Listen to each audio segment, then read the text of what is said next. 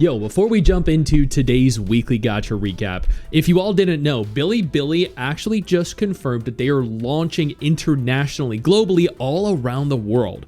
There are content creators in the tens of thousands that are all making new Bilibili accounts.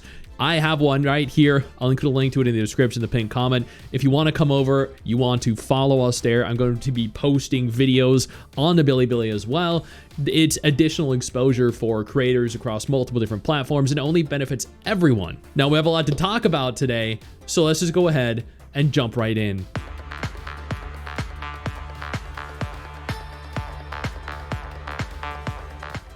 As always, we're going to start this off with the gacha games that are shutting down first.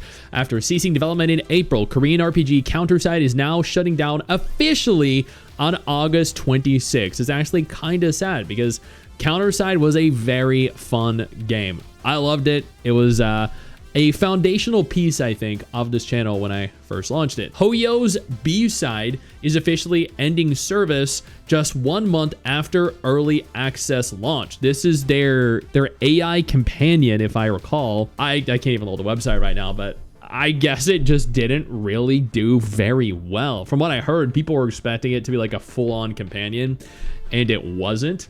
So it's, a big rep for them. Castlevania Grimoire of Souls service will end on September 3rd, being delisted from Apple Arcade on August 20th. Damn, I didn't even know there was a Castlevania gacha game. Yo, that's actually so unfortunate to see. Black Beacon China has now officially shut down. Oh my god. Oh, it happened. It finally happened. Freaked out when the 11 a.m. notification popped up and accidentally clicked it immediately, so I didn't get to film what I was doing before. I was changing my main screen picture frames and taking screenshots of my characters. Now I feel hollow that Black Beacon is gone. I'm gonna be honest, it was a fun game. Don't get me wrong. I thought Black Beacon was a very good game. But I don't think, it warrants feeling hollow inside. That's a bit of a, I feel like a bit of a stretch and an over-exaggeration to some extent, or overreaction rather. Snowbreak officially, now I don't know how valid this is, but this information has been circulating around Reddit, social media, Twitter, where this was actually deleted on the official Snowbreak subreddit. I mean, it's an official subreddit. They delete anything negative. The producer himself supposedly has no control or decision-making power over the game project anymore, and he's bound by an NDA in what he's allowed to say. I can't verify the validity of this. I can't actually find, because it was deleted, I can't find the source for any of this. All I have is this picture that was posted here, and then people tagging me on social media saying I need to cover it based off of the thread that is now deleted. So if anyone can actually find out the source for this, if there is one, that would be fantastic. I'd love to cover it, but things just aren't looking good for Snowbreak either way. It's been like 5-6 months since there's been any real meaningful update, and that's a long time to spend. Starward has officially reached top 1 in Japanese Steam sale. That's actually very cool. This, I believe, is the waifu PvP game, which is honestly, like, I really do need to play, but that's actually very cool that it's doing as well as it is. GamingOnPhone is holding their awards for the year, and there are multiple different categories. I'm probably going to do a dedicated video going over all the categories cumulatively, but Mobile Game Community of the Year, and we have, so like, Zenless Zone Zero, sure. Little Archive, sure. Honkai Star Rail, sure. Wuthering Waves, sure. Arknights, sure. Trickle Chibi Go, sure. Limbus Company, sure. Love and Deep Space? Love and Deep Space, after that entire debacle with Falco. I had multiple videos documenting the entire, like, downfall of Love and Deep Space, essentially, but there is no way they should get a single vote. Not a single freaking vote. Chaos Zero Nightmare released their Arabella trailer, and let me tell you, she's packing in all the right ways, as you can see right here. Yep, you saw it. There you go. Epic 7 is also holding a Chaos Zero Nightmare collab, which is actually so sick. Epic 7 and Chaos Zero Nightmare are handled by the same studio, so this very much so makes sense, and it's also really, really cool to see because I really do enjoy both games. Additionally, now that we're on the topic of Epic 7, did you know it's coming to Steam? Developers are learning, publishers are learning, studios are learning that you bring your gacha game to Steam, it'll end up with thousands, tens of thousands of new players. which will earn you even more money. Pearl and Blue is a brand new upcoming gacha game that is being developed by Netmarble N2. These are the people behind 7th Deadly Sins Grand Cross, 7th Deadly Sins Origin, Mongol Stardive, and many different others. It's scheduled for 2027, releasing on iOS and Android. No PC has been confirmed yet. It is a rom-com, romantic comedy gacha game with monthly romance options. The characters look absolutely fantastic, and I can't wait to see what they ultimately end up doing with it. Silver Palace released their optimization and beta test feedback on the dichotomy test that was just held. This is a developer report going over everything. I might do a dedicated video going over this with my thoughts. I do have some genuine feedback that I hope they take into consideration. HoYoverse revealed 2 new gacha titles, or some artwork for 2 new titles down the bottom right. We have Honkai Nexus Anima, Petite Planet, Varsapura. I think that was the MMO down the bottom left. And then the 2 that you really can't see. Chasing Kaleidorider also released their closed beta test report, surprisingly enough. I guess we're going to take a look at this, maybe do a separate video on this as well. See, is this actually a, oh, never mind. This is just going over the various different statistics for the game rather than anything meaningful like changes that they're making. Arknights Endfield confirmed that version 1.5 is coming. They went over everything being released in it, including the new character, who looks fantastic, by the way. I'm not going to be pulling them, but I just, you know, I do think she looks very cool. Apparently, there's going to be a free 5-star character as well. Perchena, this just looks, I don't know, man. I love Arknights Endfield, but and maybe people like this character, but this is just a waste of time for me. And it's great. It's honestly a great filler character that I don't need to pull for. They also have the trailer for the new character. ALLfiring is a gacha game that I thoroughly enjoyed. It was very good. It was very fun and was super cute. And I documented this in a video. I also documented it on my Twitter page. But essentially, what happened was the Chinese version of the game underperformed commercially after there was initial curiosity in the game. The global version launched, and then the staff members, the developers, were asked to continue developing the game for free for almost half a year. They then decided to take the company to court, and the company decided to still ship the game globally. And now we're in the state where there are no updates really beyond the initial end of the Chinese version, and there's a finite life for the game, and they're just milking players for every cent they can. Now, it's a fantastic game, and this is really terrible they did it to the Chinese developers. And really, I don't know what's going to happen to the game at this juncture. But I mean, hopefully someone with some kind of competency gets a hold of it, and the developers may end up getting paid. Morimens previewed their upcoming version 2.6. Caribou is coming. There are new events. There's so much to go over. I mean, this is going to be a banger patch. I feel like every single Morimens patch is a banger patch. They also released the version 2.6 Summit of the Voided Wills for anyone that's interested. Lord of Mysteries has officially released. Mrs. Six played the Chinese version of it. She's had a decent amount of fun in it. She definitely thinks there are some issues that maybe they can work around before releasing globally. We don't know yet. We have a video of it that is going to go live on our Married to Gaming channel in the next hour or so after this video going live.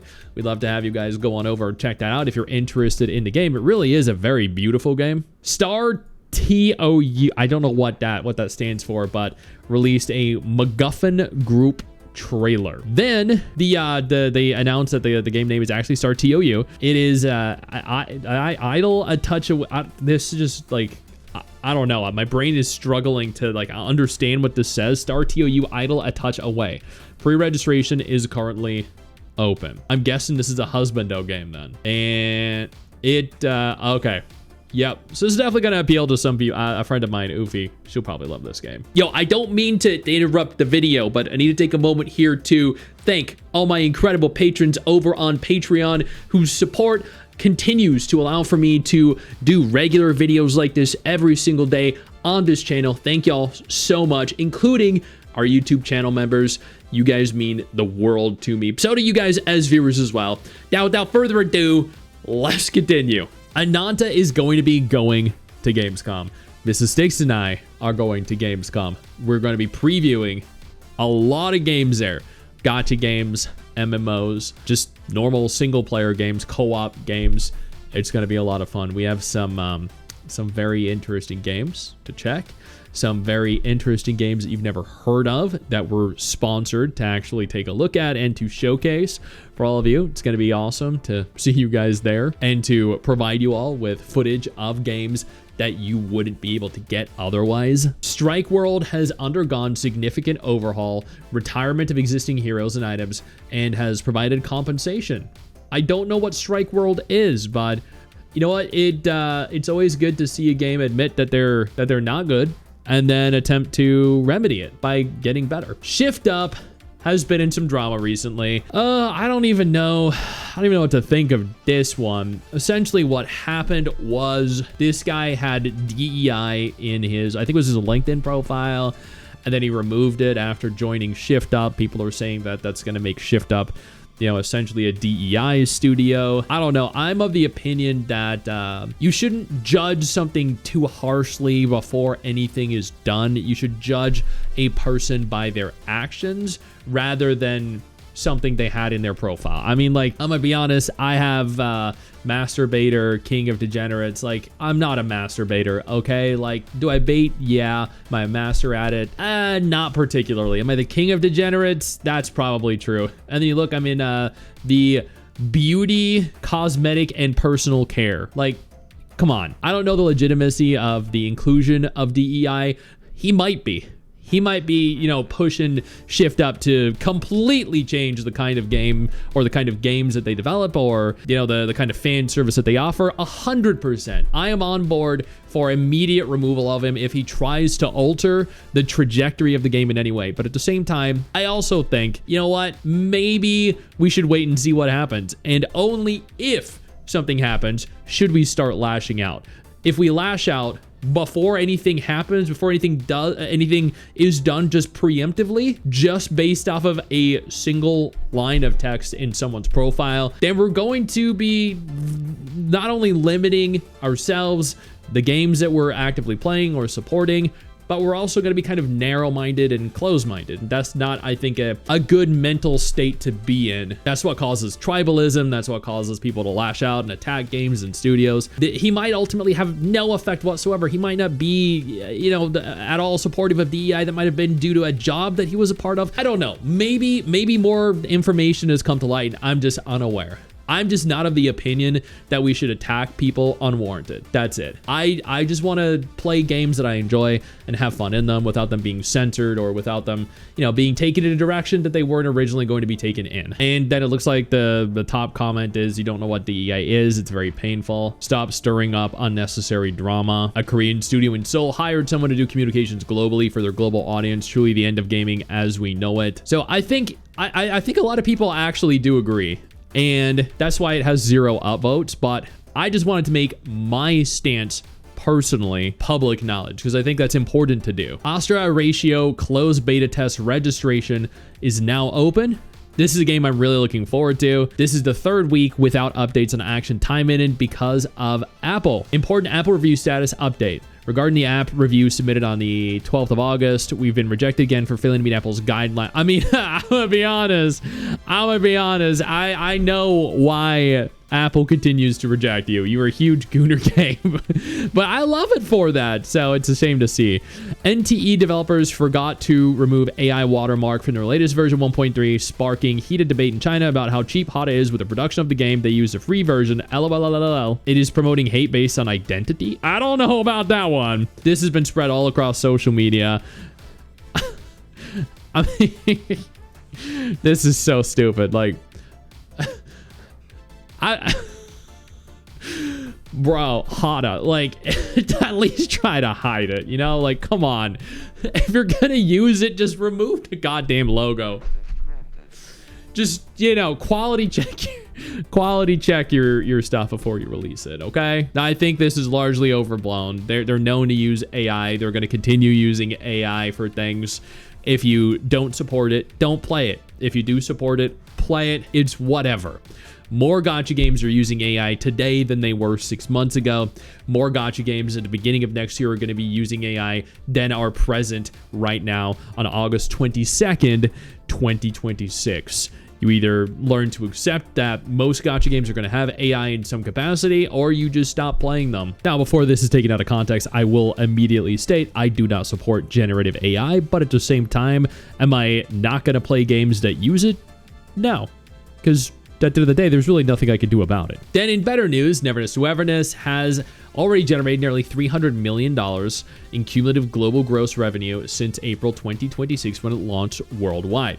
This makes it a very large success. However, Perfect World is operating at a loss financially due to the fact that they invested so much money into marketing for the game. A 25% year-over-year first half loss in total revenue, which is kind of crazy.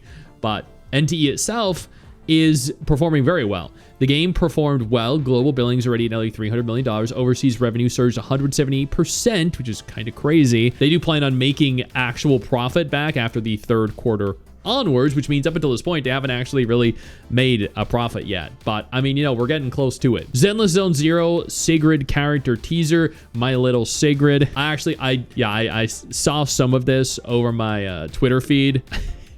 Yeah, I liked it. Wuthering Waves released not only patch 3.6, which I'm going to be streaming today, by the way, just, you know, a few hours after this video goes live, but also Qingzhao, the brand new waifu, and I think Jingron is going to be released, and he was a part of the story too. A lot of people enjoyed it, but some people didn't, admittedly. Genshin Impact has now acquired all the Japanese voice actors of Team Natsu from Fairy Tail. That's actually so sick. Wait, who does Natsu voice? I bet Natsu voices the dude in the middle, right? Yeah, he definitely voices the dude in the middle. Yeah, that's actually so sick though. I loved Fairy Tail. VK Project released the official teaser Railton Record. That's an interesting animation style, admittedly.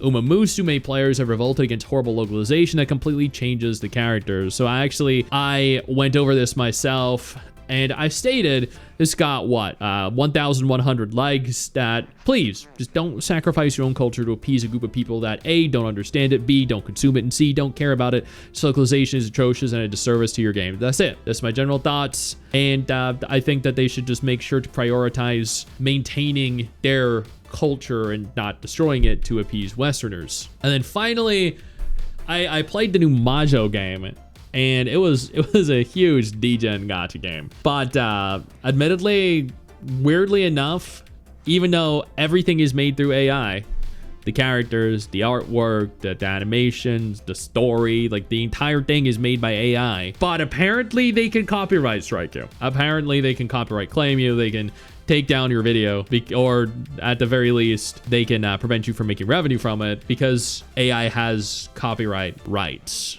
for some reason. I was not aware that this was a thing. I did not know AI could actually claim copyright infringement on content that it generates without license. I don't know, man. This whole thing is just really weird to me. And that is everything that happened in the gacha genre over the course of the last week that mattered to Papa Sticks.